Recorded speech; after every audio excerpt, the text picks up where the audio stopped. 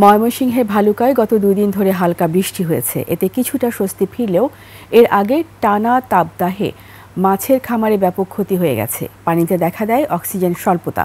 এতে 1.5 শতাধিক খামারে মাছ মরে গেছে। বড় ধরনের আর্থিক ক্ষতিতে দিশেহারা খামারিরা।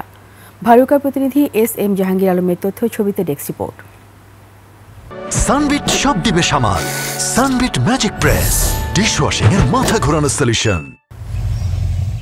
এভাবেই মরে ভেসে উঠেছে মাছ, স্বপ্নের রূপালী ফসল।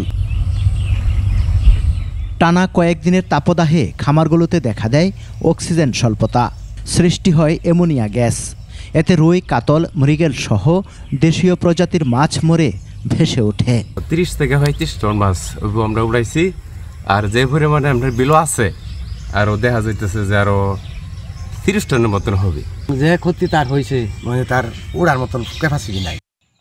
অনেকে ব্যাংক বা NGO থেকে মোটা অঙ্কের ঋণ নিয়ে মাছের চাষ করেছেন, খাবার কিনেছেন, বাকিতে আছে জলাশয়ের ভাড়া। সব মিলে দুশ্চিন্তায় খামারিরা। ব্যাংকেতে 60 লক্ষ টাকার লোন করছি, অগ্রণী ব্যাংকেতে। এই 60 লক্ষ টাকার মধ্যে 60 টাকা আমার কাছে নাই, সব মাছ মরিয়া সব গাইবে গেছে। বাংলা মাছ যা ক্ষতি হয়েছে এটা অপরন্ত ক্ষতি, এই ক্ষতির কোনো শেষ নাই। অনেক ক্ষতি হয়ে 2 বছরের পরে 3 কোটি টাকার মতো লস আছে।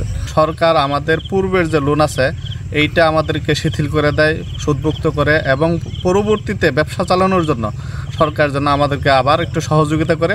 মাছের মড়ক রোধে বিভিন্ন পরামর্শ ও সহযোগিতার কথা জানায় মৎস্য বিভাগ। বিষাক্ত অ্যামোনিয়া বেড়ে যাওয়াতে মাছ বেশি ওঠে এবং তীব্র অক্সিজেন সংকটে মাছ মারা যাওয়া শুরু হয়।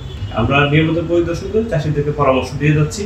ভালুকায় প্রায় 7000 খামারে মাছের চাষ হয়েছে। উৎপাদন লক্ষ্যমাত্রা ধরা হয়েছে ৭৮,০০০ টন।